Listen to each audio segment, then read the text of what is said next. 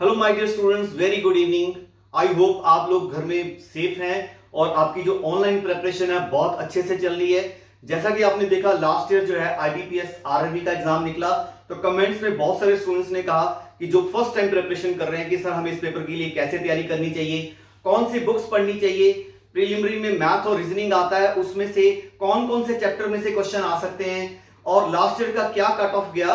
तो आज के वीडियो में ये सारी बातें डिस्कस करेंगे। इस वीडियो को पूरा देखिए और वीडियो स्टार्ट करने से पहले आपके लिए मैं एक बहुत ही गुड न्यूज लेके आया हूं उन स्टूडेंट्स के लिए जो डिफेंस सर्विसेज के लिए एस्पिरेंट्स हैं, जो आर्मी, एयरफोर्स और नेवी के लिए प्रिपेयर करना चाहते हैं, मीन सीडीएस, एएफ कैट और नेवी का पेपर देना चाहते हैं। तो उनके लिए हम एक नया एक्सक्लूसिव चैनल लॉन्च कर रहे हैं जिसका नाम है warrior zone for defence studies only, जिसमें हम डेली अगले हफ्ते से लाइव क्लासेस स्टार्ट करेंगे फ्री ऑफ कॉस्ट। अभी स्टार्टिंग में फ्री ऑफ कॉस्ट रखेंगे और मे बी 2 मंथ्स 3 मंथ्स एक बार जो है सिलेबस हम पूरा करवा देंगे free of cost. Later on हम डिसाइड करेंगे कि उसमें क्या करना है, लेकिन अभी इनिशियली ये फ्री ऑफ कॉस्ट रहेगा। तो इस चैनल का जो नया जो हमारा चैनल है वॉरियर जोन, इसका लिंक हम इस डिस्क्रिप्शन में वीडियो में दे रहे हैं। आप इसको फटाफट सब्सक्राइब कीजिए सो दैट कि आपको जो है नोटिफिकेशन आ जाए कि कितने बजे क्लास हो रही है, और स्पेशल जो है डिफेंस फोर्सेस के लिए। तो आज के वीडियो में आईबीपीएस आरआरबी की प्रिपरेशन के लिए माय डियर स्टूडेंट्स, इस वीडियो में हम डिस्कस करेंगे प्रीलिमिनरी का स्ट्रेटजी। मेंस एग्जाम की स्ट्रेटजी के लिए मैं एक नया वीडियो बनाऊंगा क्योंकि बहुत सारे स्टूडेंट्स हैं जो फर्स्ट टाइम प्रिपरेशन कर रहे हैं और उन स्टूडेंट्स ने इस बात को ध्यान में रखना है कि आरआरबी के लिए कोई अलग स्ट्रैटेजी नहीं होती। मोर और लेस बैंकिंग के जितने भी पेपर हैं, चाहे आप एसबीआई पीओ दे रहे हैं, एसबीआई क्लरिकल दे रहे हैं, आईबीपीएस का आप पीओ का पेपर दे रहे हैं, क्लरिकल का दे रहे हैं, या आप जो है आरआरबी का पेपर दे रहे हैं, डिफरेंस थोड़ा यही है कि जो आपका आईबीपीएस आरआरबी का प्रीलिमिनरी उसमें मैथ रीजनिंग आती है और बाकी सभी पेपर्स में मैथ रीजनिंग और इंग्लिश आती है। सिलेबस मोर और लेस 90% सेम रहता है, जस्ट डिफरेंस ये रहता है कि पीओ का पेपर थोड़ा हायर लेवल का होता है और क्लरिकल का पेपर जो है थोड़ा लो लेवल का होता है। तो आप इस जो स्ट्रैटेजी को फॉलो कर सकते हैं जो कि स्टूडेंट्स एस्पायर कर रहे हैं पीओ और क्लरिकल के पेपर के लिए भी। तो सबसे पहले अगर हम डिस्कस करें सिलेबस, तो रीजनिंग और इंग्लिश आएगी आपके मल्टीपर्पज ऑफिस सिस्टम में भी, और रीजनिंग और इंग्लिश आएगी प्रीलिमिनरी में ऑफिसर स्केल 1 के लिए भी।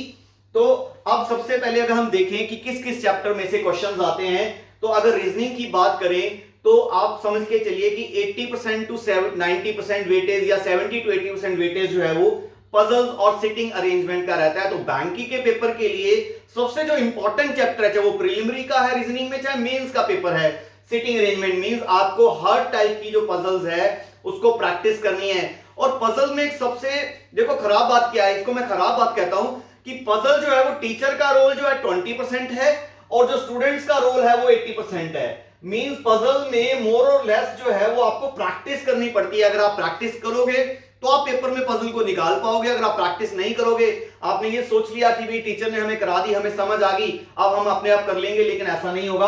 आपको मान लो टीचर ने सर्कलर की एक पजल कराई तो आपको कम से कम 50 पजल सर्कल की और जो है प्रैक्टिस करनी पड़ेगी ताकि आपकी पेपर में निकल पाए।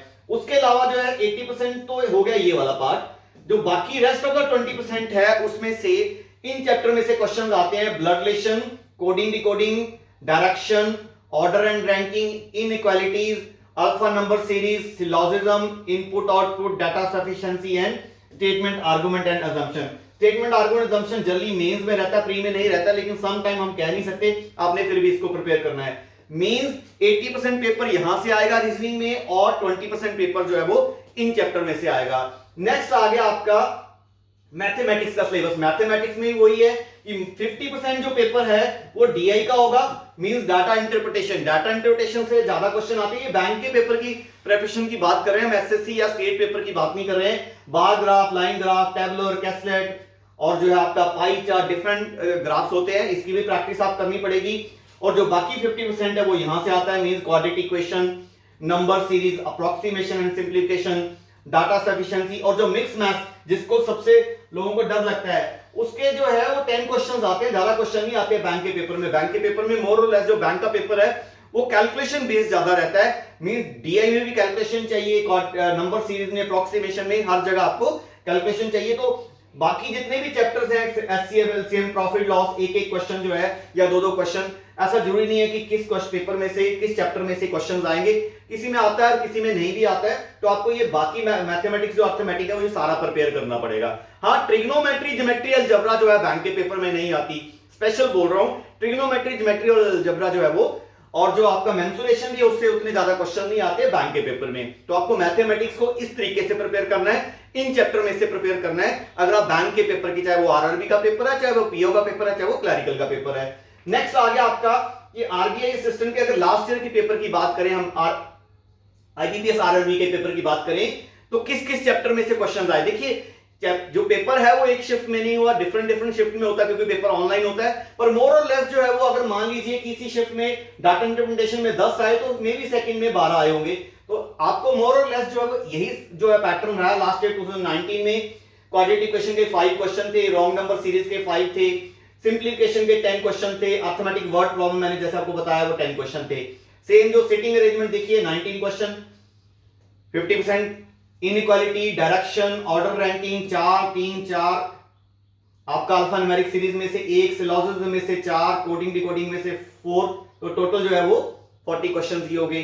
तो जनरली ये चैप्टर जो में से जो है हर शिफ्ट में इन्हीं चैप्टर में से जो है लास्ट ईयर जो है क्वेश्चन आए आरबीआई असिस्टेंट के प्रीलिमिनरी के एग्जाम में। अगर आरआरबी ऑफिसर की बात करें तो डीआई मैथ्स में 12 क्वेश्चन, क्वाड्रेटिक इक्वेशन के 6, मिसिंग नंबर सीरीज के 6, डाटा सफिशिएंसी के 5, अर्थमेटिक वर्ड प्रॉब्लम के 11 question out of 40। Then puzzle and sitting arrangement reasoning में 23 क्वेश्चन, देखिए कितना ज्यादा वेटेज है, 23 क्वेश्चन आउट ऑफ 40 जो है पजल और सिटिंग अरेंजमेंट के। इनइक्वालिटी के 5, कोडिंग डिकोडिंग के 5, ब्लड रिलेशन के 5, अल्फा नंबर सीरीज के 2। तो पेपर जो है वो देखिए आप ध्यान से देखिए कि मॉडरेट टू इजी लेवल, जो प्रीलिमिनरी जो पेपर होता है बैंक के पेपर जो प्रीलिमिनरी है उसको क्वालिफाई करना बहुत डिफिकल्ट नहीं है। अगर आपकी थोड़ी सी प्रैक्टिस है, अगर आपके थोड़े से कंसेप्ट क्लियर है तो प्रीलिमिनरी क्वालिफाई हो जाता है। लेकिन मेंस काफी डिफिकल्ट आता है, तो आपको जो है कंसेप्ट अच्छे से क्लियर करने पड़ते हैं और डिफिकल्ट लेवल के कंसेप्ट भी आपको अच्छे से आते होने चाहिए। यहां तो जो पजल्स आती हैं आसान आती है, निकल जाती हैं सारी। मेंस में जो है पजल निकलती नहीं है, उसको इसके लिए आपको बहुत अच्छे से प्रैक्टिस करना पड़ता है। उसके बाद कट ऑफ की बात करें तो आपको पता है कि आरआरबी का जो पेपर है वो उसमें रीजनल वाइज होता है। तो देखिए आंध्र प्रदेश की जो है, अगर हम कट ऑफ बात करें, ऑफिस असिस्टेंट के पेपर की बात कर रहा हूं, ऑफिस असिस्टेंट में जो कट ऑफ है 71.50, जैसे आंध्र प्रदेश में, असम में, अगर जैसे ये देखिए हरियाणा में 76, झारखंड में 58। तो ये जो कट ऑफ है ये डिपेंड करेगी रीजनल रूरल बैंक में आपकी स्टेट में कितनी पोस्ट है, आपकी कैटेगरी में कितनी पोस्ट है, जनरल, एससी, एसटी वगैरह में, उसके अकॉर्डिंगली हर स्टेट की जो है वो डिफरेंट कट ऑफ जा रही है। पंजाब में 77.50 थी, राजस्थान में अप्रोक्सीमेटली सेम थी, उत्तराखंड में 76.75 थी, तमिलनाडु में 68 थी। तो ये वेरी करती है स्टेट टू स्टेट और नंबर ऑफ पोस्ट के अकॉर्डिंगली। सेम जो है आरआरबी प्रीलिमिनरी कट ऑफ की बात करें ऑफिसर की, तो यहां देखिए आंध्र प्रदेश में इतनी कट ऑफ है, तो हरियाणा में देखिए कितनी कम चलेगी 43.50, यहां 58.50 है। तो ये भी जो है वो स्टेट टू स्टेट डिवाइड करेगी, मैटर करेगी कि कौन सी स्टेट में कितनी पोस्ट है। जहां ऑब्वियसली ज्यादा पोस्ट है वहां पर जो है कट ऑफ जो है वो चांसेस है कम। उसके बाद आगे आपका कि आपको कौन सी बुक्स पढ़नी चाहिए। अगर आप सेल्फ स्टडी कर रहे हैं, अगर आप कहीं से कोचिंग नहीं ले रहे हैं, तो आप जो है देखिए बेसिक के लिए पहले आर.एस. अग्रवाल की आपको बुक लेनी पड़ेगी, क्वांट के लिए भी, और वर्बल रीजनिंग की आर.एस. अग्रवाल की। इससे तो आपके बेसिक क्लियर होंगे। उसके बाद किरण पब्लिकेशन की जो बुक्स आप ले लीजिए, प्रीवियस ईयर पेपर कोई भी बैंक पीयू के ले लीजिए, क्लरिकल के ले लीजिए, आप आरआरबी के लिए ले लीजिए, आरआरबी ऑफिसर के ले लीजिए, अगर आप क्लरिकल को टारगेट कर रहे हैं क्लरिकल के ले लीजिए, और उसमें से जो है वो चैप्टर वाइज में से जो है वो प्रैक्टिस कीजिए। अब लास्ट जो इंपॉर्टेंट चीज है कि हमें जो है इस पेपर की तैयारी कैसे करनी है, स्ट्रैटेजी कैसे होनी चाहिए, पढ़ना कैसे चाहिए। तो सबसे पहले माय डियर स्टूडेंट्स, आपको कंसेप्ट बिल्डिंग और चैप्टर वाइज, अभी देखिए अगर हम कहें कि अक्टूबर में पेपर होगा तो 1 सितंबर मींस आपके पास जो 2 महीने हैं आपने कंसेप्ट बिल्डिंग के ऊपर फोकस करना है। आपने फुल लेंथ टेस्ट नहीं करने लग जाना, जैसे कुछ लोग कहते हैं कि स्टार्टिंग में ही टेस्ट करने लग जा रहे हैं। अगर आप फर्स्ट टाइम प्रिपरेशन कर रहे हैं, अगर आप पहले से प्रिपरेशन कर रहे हैं, लास्ट ईयर से प्रिपरेशन कर रहे हैं, तो आप टेस्ट करिए स्टार्टिंग से ही। लेकिन अभी आपने कंसेप्ट बिल्डिंग के ऊपर फोकस करना है और चैप्टर वाइज टेस्ट करने हैं। मींस अगर मैं सिटिंग अरेंजमेंट में सर्कुलर पजल्स जो है वो बना रहा हूं, उसकी कंसेप्ट सीख रहा हूं, तो मुझे प्रैक्टिस भी सर्कुलर पजल्स की ही करनी है। नेक्स्ट आपका डेली 3-3 घंटे आपने देखिए मैथ रीजनिंग पढ़ना है अगर आप आरआरबी ऑफिसर की तैयारी कर रहे हैं, और इंग्लिश अगर आपने पीओ और क्लरिकल भी देना तो 1 घंटा या 2 घंटे आप इंग्लिश पढ़िए।